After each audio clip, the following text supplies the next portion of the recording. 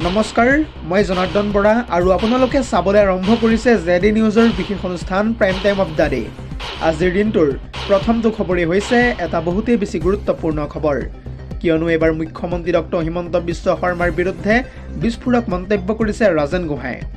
ৰাজেন গোহাঁয়ে এই সন্দৰ্ভত কি কৈছে সবিশেষ তথ্য জনাম ফুল স্ক্ৰীনৰ জৰিয়তে।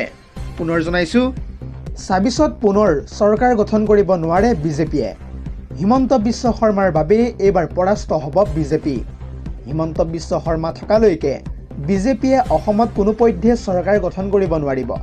এতিয়া যিহেতু বিজেপিয়ে ভয় খোৱা দেখিবলৈ পোৱা গৈছে, প্ৰলোভনৰ ৰাজনীতিত এক প্ৰকাৰ লিপ্ত হৈছে এতিয়া বিজেপি। কেৱল ইমানেই নহয়, বৰ্তমান সময় পৰ্যন্ত জুবিন গাৰ্গকো ন্যায় দিব নোৱাৰিলে বিজেপি চৰকাৰখনে। মুঠতে এইবাৰ ৰাইজে ইয়াৰ হিচাপ ল'ব বিজেপিৰ পৰা।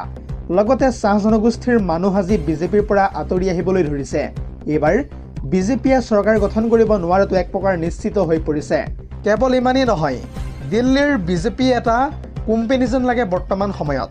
আনফালে অসমৰ বিজেপি কেৱল মাথো এতিয়া এজন ব্যক্তিৰ হৈ পৰিছে, আৰু সেই ব্যক্তিজনেই হৈছে হিমন্ত বিশ্ব শৰ্মা। আৰু এতিয়া ভূপেন বৰাক বিজেপি দলত যোগদান কৰি দলটোক একেবাৰে দুৰ্বল কৰি তুলিছে। ইয়াৰ উপৰিও দিলীপ শইকীয়া এতিয়া যথেষ্ট পৰিমাণে ফাৰ্ষ্ট্ৰেটেড হৈ পৰিছে, আৰু সেইকাৰণেই বিজেপিয়ে এইবাৰ ৪৫ৰ পৰা ৫০খন আসনৰ ওপৰত যাব নোৱাৰে। এয়া মোৰ এক ভৱিষ্যতবাণী, সকলোৱে লিখি ৰাখক প্ৰয়োজন হ'লে। এই মন্তব্য কৰিছে কেইটামান মুহূৰ্তৰ পূৰ্বে প্ৰাক্তন বিজেপিৰ নেতা তথা ৰাজেন গোহাঁয়ে।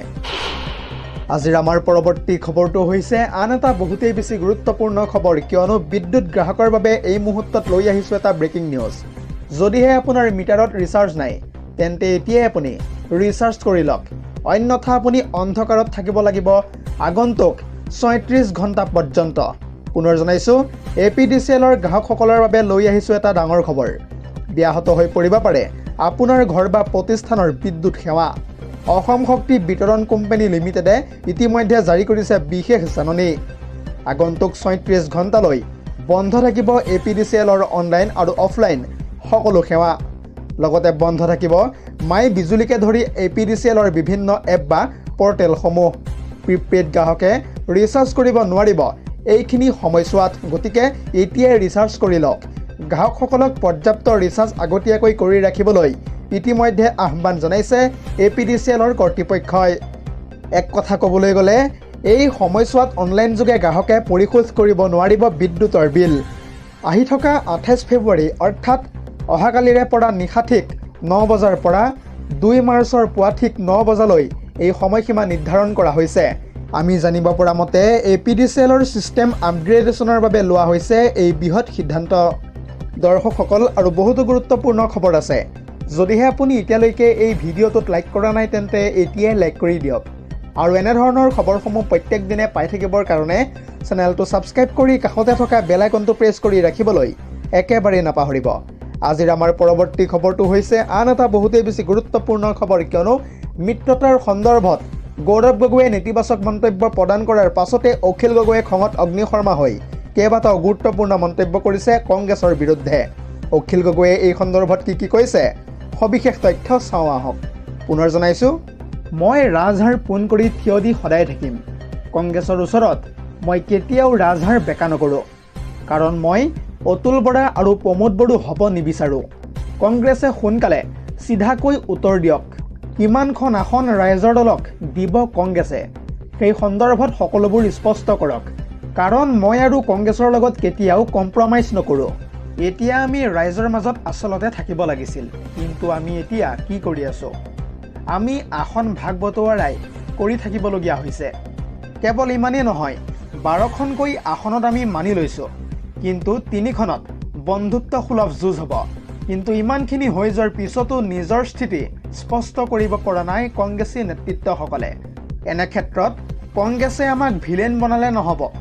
কংগ্ৰেছে ৰাইজৰ দলৰ লগত মিত্ৰতা কৰিবনে নাই অসমৰ জনতাক স্পষ্টকৈ কৈ দিয়ক।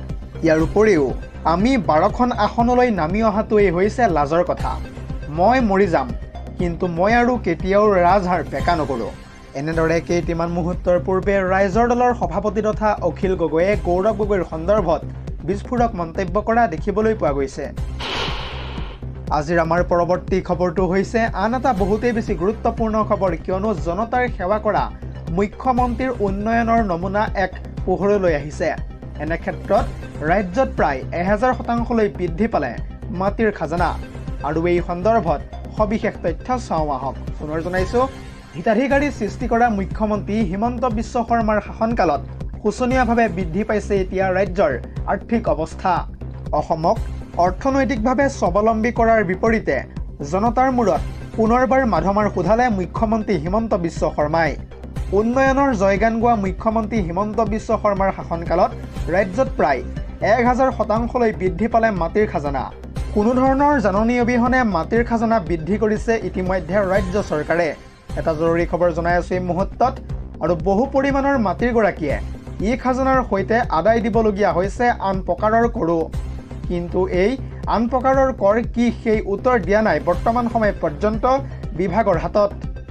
কেৱল খাজানাই নহয়, ইতিমধ্যে বৃদ্ধি কৰোৱা হৈছে স্থানীয় কৰৰ পৰিমাণো। ইফালে পুঁজিপতি আৰু চাহ বাগিচাৰ ক্ষেত্ৰত চৰকাৰে মাটিৰ খাজানা বৃদ্ধি নকৰাৰ উত্থাপন হৈছে এতিয়া গুৰুতৰ অভিযোগ। কেৱল গ্ৰামাঞ্চলৰ কৃষকৰ মাটিৰ খাজানা বৃদ্ধি কৰি জনতাৰ মূৰত ৰামটাঙোন পুনৰবাৰ সোধাইছে মুখ্যমন্ত্ৰী হিমন্ত বিশ্ব শৰ্মাই। আজিৰ অসমীয়া প্ৰতিদিন কাকতত প্ৰকাশ পাইছে এই গুৰুত্বপূৰ্ণ বাতৰি। আজিৰ আমাৰ পৰৱৰ্তী খবৰটো হৈছে আন এটা বহুতেই বেছি গুৰুত্বপূৰ্ণ খবৰ, কিয়নো কেইটিমান মুহূৰ্তৰ পূৰ্বে APCCৰ সভাপতি তথা গৌৰৱ গগৈৰ সন্দৰ্ভত কেইবাটাও গুৰুত্বপূৰ্ণ মন্তব্য কৰিছে চেয়াৰমান আলী আহমেদে। চেয়াৰমান আলী আহমেদে এই সন্দৰ্ভত কি কৈছে সবিশেষ তথ্য জনাম ফুল স্ক্ৰীনৰ জৰিয়তে। পুনৰ জনাইছোঁ, গৌৰৱ গগৈ মোৰ কাৰণে একোডাল নহয়, Gaurav Gogoi is nobody for me, এই মন্তব্য কৰিছে এতিয়া চেয়াৰমান আলী আহমেদে। চেয়াৰমান আলীয়ে ইয়াৰ উপৰিও কয় যে গৌৰৱ গগৈয়ে কি কয় মোৰ একো দৰকাৰ নাই, মোক ৰাইজৰ দলৰ সভাপতিয়ে টিকট দিব, মুঠতে মই এইবাৰ নিৰ্বাচন খেলিম। এনেদৰে কেইটিমান মুহূৰ্তৰ পূৰ্বে চেয়াৰমান আলীয়ে গৌৰৱ গগৈৰ সন্দৰ্ভত কটাক্ষভাৱে মন্তব্য কৰা দেখিবলৈ পোৱা গৈছে। আজিৰ আমাৰ পৰৱৰ্তী খবৰটো হৈছে আন এটা বহুতেই বেছি গুৰুত্বপূৰ্ণ খবৰ, কিয়নো এইবাৰ মাইক্ৰ' ফাইনেন্সৰ ঋণৰ সন্দৰ্ভত কেইবাটাও গুৰুত্বপূৰ্ণ মন্তব্য কৰিছে বিধায়ক অখিল গগৈয়ে। অখিল গগৈয়ে এই সন্দৰ্ভত কি কৈছে সবিশেষ তথ্য চাওঁ আহক।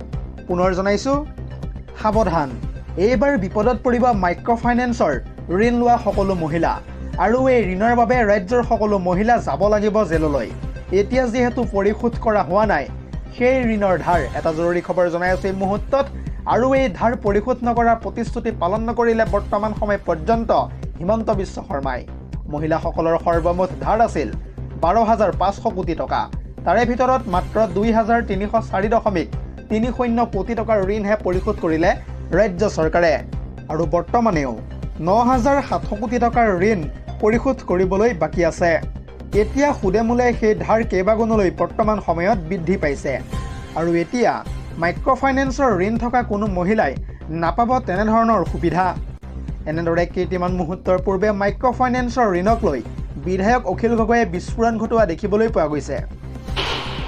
পৰৱৰ্তী খবৰটো হৈছে আন এটা বহুতেই বেছি গুৰুত্বপূৰ্ণ খবৰ, কিয়নো গুটখা, পাণ মছলা, চিগাৰেট আদি ধঁপাতজাতীয় সামগ্ৰী বিক্ৰীৰ ক্ষেত্ৰত আহি পৰিছে নিষেধাজ্ঞা। আৰু এই সন্দৰ্ভত কিছু বিশেষ তথ্য আছে, ফুল স্ক্ৰীনৰ জৰিয়তে জনাই যাম সবিশেষ।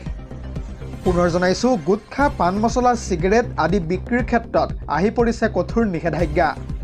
বিক্ৰী কৰিলেই আপুনি এতিয়া যাব লাগিব জেললৈ। গুটখা, পাণ মছলা, চিগাৰেট আদি ধঁপাতজাতীয় সামগ্ৰী বিক্ৰেতাসকল আজিৰে পৰাই সাৱধান হওক, কাৰণ দোকানে দোকানে চলিছে এতিয়া প্ৰশাসনৰ তীব্ৰ অভিযান। বিদ্যালয়ৰ সমীপৰ দোকানত বিক্ৰী কৰিব নোৱাৰিব ধঁপাতজাতীয় কোনো ধৰণৰ সামগ্ৰী। এনে সামগ্ৰী বিক্ৰী কৰিলেই যাব লাগিব আপুনি জেললৈ। ইয়াৰ উপৰিও ভৰিব লাগিব আপুনি লাখ টকা পৰ্যন্ত জৰিমনা। চুৰিয়া, দক্ষিণ বগৰীগুৰিৰ গেলামালৰ দোকানে দোকানে চলিছে এতিয়া এই মাৰাথন অভিযান। ইতিমধ্যে এই অভিযানত বৃহৎ পৰিমাণৰ জব্দ কৰা হৈছে ধঁপাতজাতীয় সামগ্ৰী।